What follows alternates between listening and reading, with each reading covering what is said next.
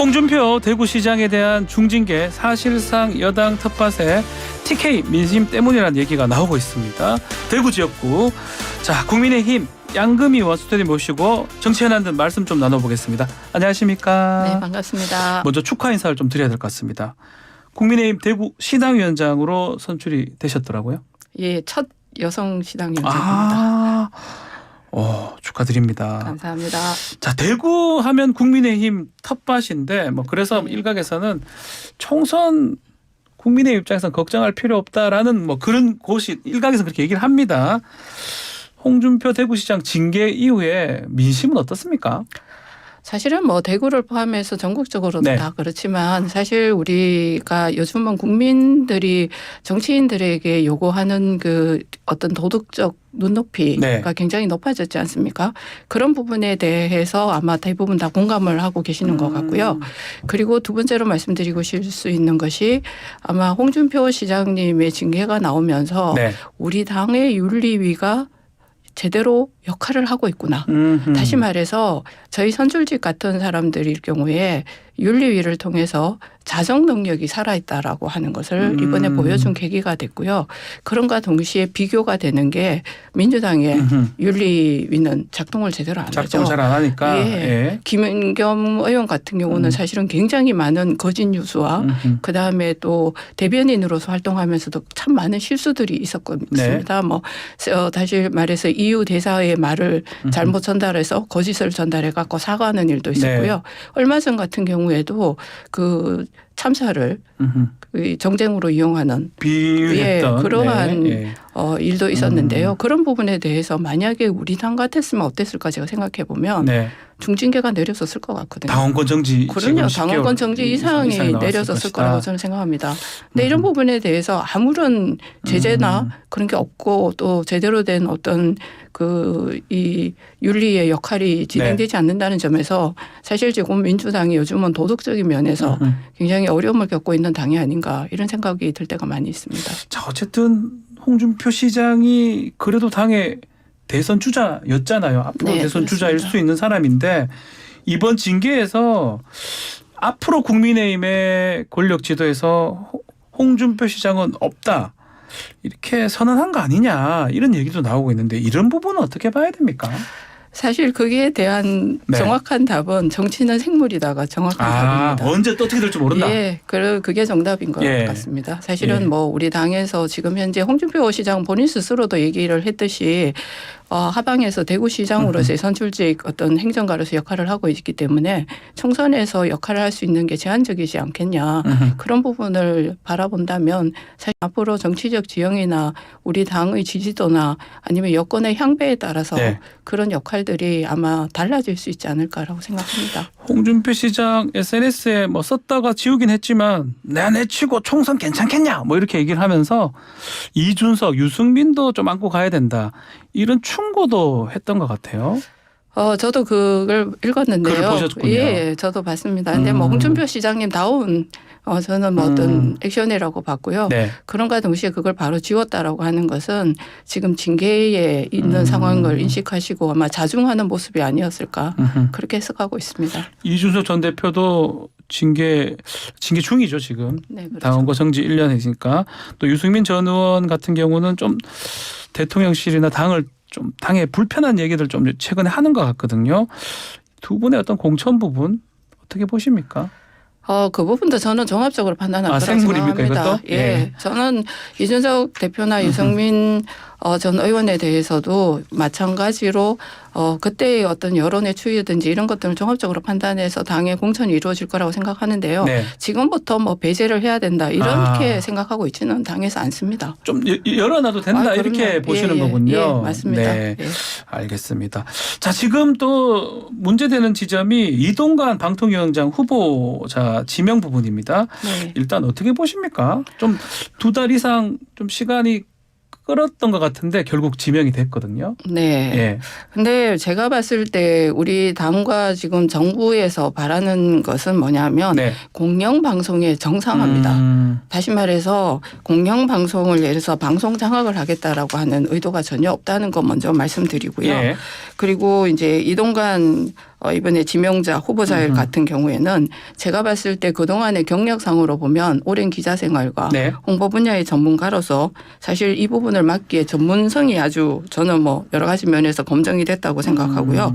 그리고 또 지금 현재 어느 누구도 대부분 다 동의를 할 텐데 그 어떻게 보면은 방송의 지형이 노영 방송으로 기울어져 있는 부분도 사실 있습니다. 노영 방송에 예. 그런 부분에 대해서 중립지대로 와야 되는 어떤 그런 부분. 그러니까 다시 말해서 방송의 정상화 부분에서 네. 역할을 기대하고 있기 때문에 아마 후보자로 지명된 것이 아닌가 그렇게 생각합니다. 두 가지는 계속 논란이 아직 되고 있습니다. 학폭 문제라든지 지금 말했던 거 공영방송의 정상화라고 하는데 어쩌면 또 MB 정권의 당시 방송 장악 논란 이 두 가지 문제는 좀 계속 진행형 아닌가 이렇게 일각에서 얘기를 하고 있는데요. 그거는 제가 봤을 때 야당에서 하는 프레임인 것 같고요. 우선 이제 그 학폭 문제를 얘기를 하자면 그 이제 서로 그 다툼이 있었던 반대편의 학생 그러니까 이동관 지명자의 자제 아들이 아닌 다른 학생이 지금 잘 지내고 있고 네. 그에 대해서 입장문도 냈습니다. 나를 학폭의 그 피해자로 네. 지칭하지 말아달라고 하는 입장도 냈고 그렇다는 말은 학생들 간에 서로 간에 이제 의견 충돌로 인한 뭐 약간의 싸움 이런 게 있었는데 그런 것들이 해결이 됐다고 생각하고요. 네. 이 문제에 대해서 사실은 굉장히 몇 주간 동안 야당 쪽에서 어떤 새로운 사실을 발견하기 위해서 굉장히 많은 노력을 했음에도 불구하고 거기에 대한 특별한 이슈가 지금 나오고 있지 않거든요. 그런 부분을 저희가 주목해서 봐야 될 부분이라고 생각하고요.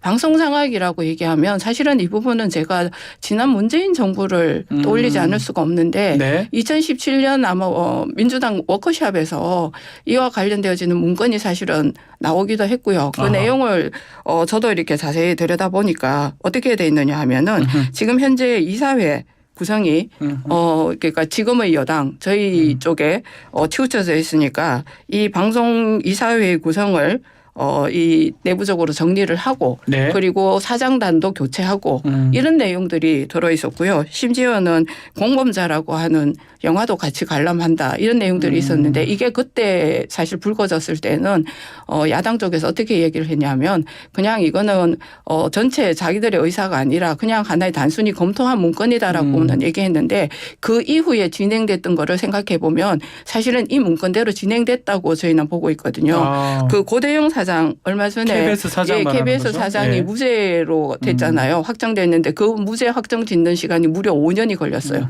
그리고 고대영 사장을 해임하기 위해서 강규영 이사를 김밥 그 법인카드로 김밥을 사 먹었다는 걸로 해임을 시켰거든요. 네. 이런 모든 일련의 사항들이 사실은 야당에서 그동안에 언론 장악을 했던 부분. 민주당에서 그렇죠. 했던 것이다. 예, 했던 것이지 지금 현재 우리가 그렇게 시도하려고 하는 의도는 전혀 없다는 사실을 말씀드리겠습니다. 한편으로는 민주당이 그렇게 했으니까 국민의힘도 그렇게 할 것이다. 이렇게도 아니요. 언론에 관해서는 저희는 어떤 생각을 갖고 있냐면 저도 같은데요. 계속 정권이 바뀔 때마다 언론 장악이라고 하는 이런 형태로 계속 반복된다면 이건 굉장히 국가적 손실이기도 하고 국민들에 대해서 저희가 굉장히 나쁜 행동을 하는 거라고 네. 저는 생각하고 있기 때문에 이런 부분에 대해서 우리는 중립적 지대에서 공영방송의 역할을 충실히 할 수 있도록 환경을 만드는 것 이것이 중요하다고 생각합니다. 그 역할을 이동관 지금 임명자 방송통신위원장 임명자가 잘 할 것이다. 예, 저는 그렇게 생각합니다. 청문회를 통해 가지고 네. 사실 어떤 생각을 가지고 있고 앞으로 어떻게 공영방송의 중립성을 보장해 갈 것인가를 질의하고 그에 네. 대한 답변을 듣고 하는 과정들을 통해 가지고 이런 부분에 대한 의문은 해소될 거라고 보고요. 네. 그런가 동시에 사실 앞으로 이동관 이제 지명자 후보자가 방송통신위원장으로서의 활동을 해가는 과정에서 저는 그것을 증명할 수 있을 거라고 봅니다. 증명을 할 것이다. 예. 자, 민주당 이야기도 한번 질문 드려보겠습니다. 이재명 대표 8월 체포동의안 얘기가 나오고 있는 가운데 그 사건 쌍방울 대북 송금 의혹 사건 네. 이게 해유설에 뭐 봐주기 기소 논란이 지금 일고 있어요. 지금 네. 이화영 전 부지사의 부인 같은 경우는 석방을 검찰이 딜하면서 거짓 진술 이런 것들을 강요하고 있다. 이런 입장문을 내놨거든요. 네. 어떻게 보십니까? 이거는 지금 일어나고 있는 타임 스케줄들을 네. 조금 살펴보면 이 문제에 대한 답을 사실을 얻을 수 있는데요. 이 이화영 부지사가 입장이 바뀌었다라고 하는 것이 네. 언론을 통해서 알려지자마자 민주당이 굉장히 바쁘게 움직였습니다. 먼저 박찬대 의원이 사실은 이화영 부지사의 굉장히 첩건하고 만났고 그다음에 그 부인하고 통화를 했고 네. 하는 사실은 이미 정명된 사실인데요. 네. 그걸 통해 가지고 민주당에서 뒤를 봐주겠다 하는 걸 알려줬고 그러고 난 다음에 부인의 탄원서가 나오고 네. 그리고 또 옥중 편지가 공개되고 그리고 난 다음에 민주당 의원들이 그 수원 검찰청 앞에 가서 연좌 농성도 하고 예. 이런 일련의 사태들을 다 해보면 지금 굉장히 이제 이재명 대표의 사법 리스크가 현실화되는 것에 대해서 민주당이 굉장히 압박감을 느끼고 있구나 하는 걸 사실은 알 수 있는 대목입니다. 그럼 민주당에서는 김성태 쌍방울 전 회장 봐주기 기소한 거 아니냐 그렇게 얘기하면서 이른바 윤석열 사단 검사 이름들을 좀 공개를 또 하면서 그 부분은 어떻게 보십니까? 그거는 사실은 그 좌표찍기를 하겠다라는 얘기고요. 이게 재판 방해죠. 사실은 수사를 방해하는 것도 수사를 방해하는 것이다. 굉장히 저는 방해하는 일이라고 생각하고요.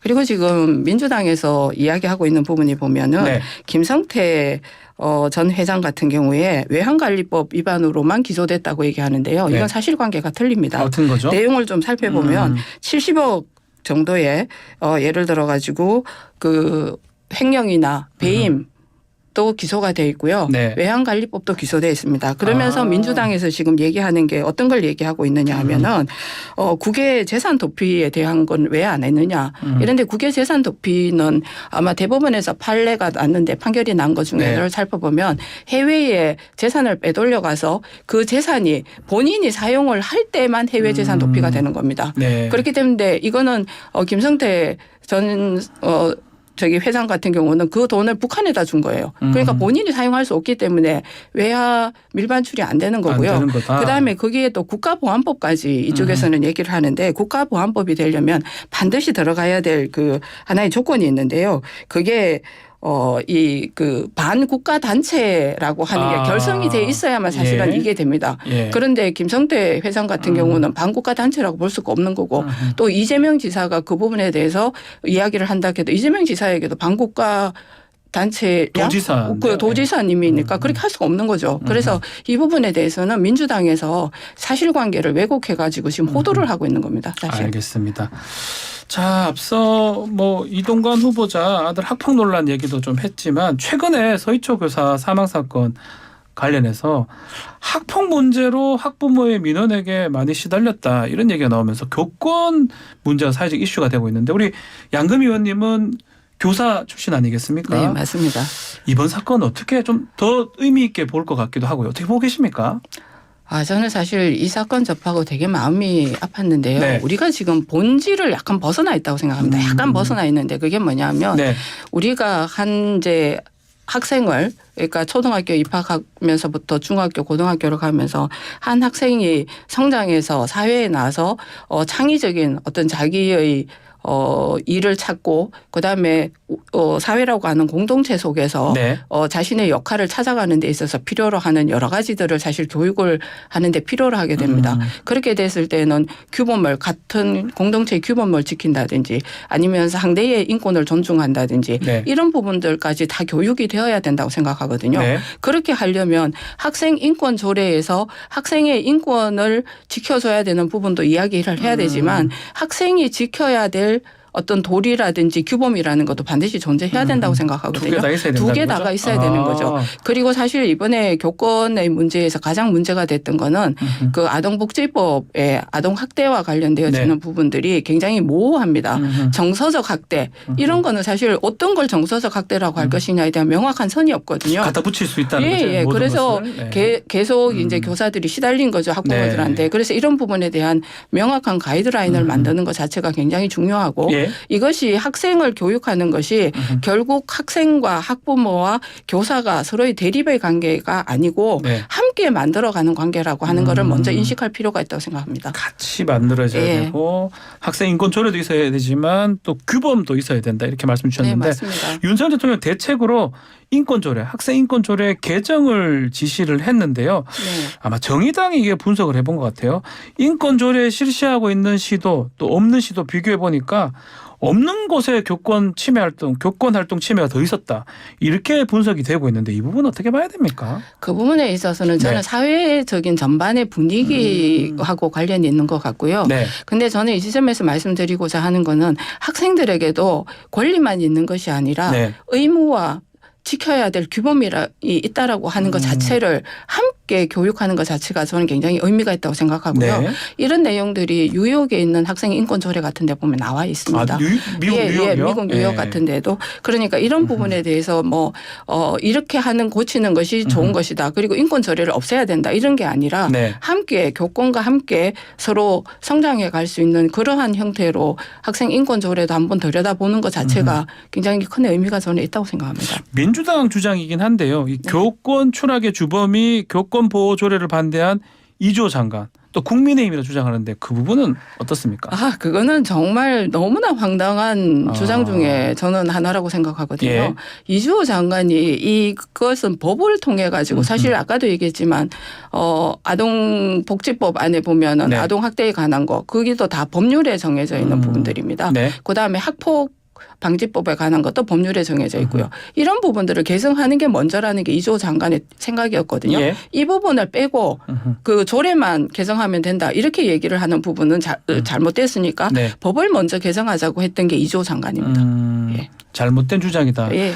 자, 시간이 다 돼서 마지막으로 윤석열 대통령 내일부터 휴가 갑니다. 네. 저도로 간다고 합니다. 네. 막 개각 또 사면 또 한미일 정상회담까지 좀 챙길 게 많은 휴가가 될 것이다 이런 전망이 있습니다. 어떻게 보시는지 짧게 말씀 주십시오.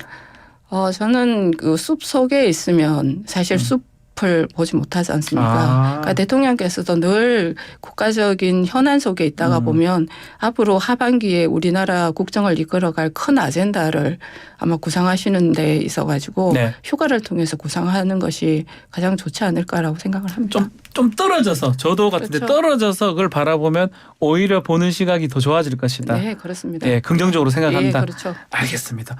의원님 휴가 가십니까? 저는 사실 휴가를 간다면 네. 나로도로 가고 싶습니다. 나로도 어딘데요? 우리 우주 나로. 예. 예, 깜짝. 예, 거기 가실 것이다. 예. 우주 항공청 설치가 되기를 진심으로 바라기도 하고요. 아. 그다음에 거기가 또 이제 가면 맛있는 해산물도 있고 알겠습니다. 예.